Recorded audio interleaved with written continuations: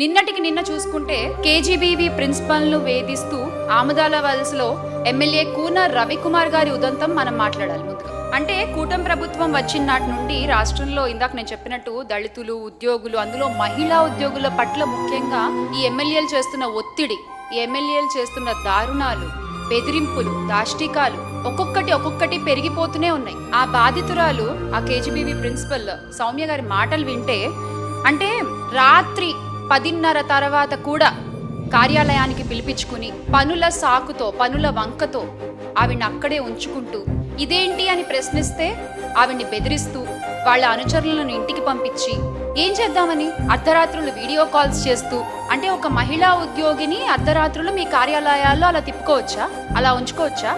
ఏమన్నా అంటే పనులు చేయించుకుంటామంటూ సాకులు చెప్తారా? వీడియో కాల్స్ అర్ధరాత్రి చేస్తారా?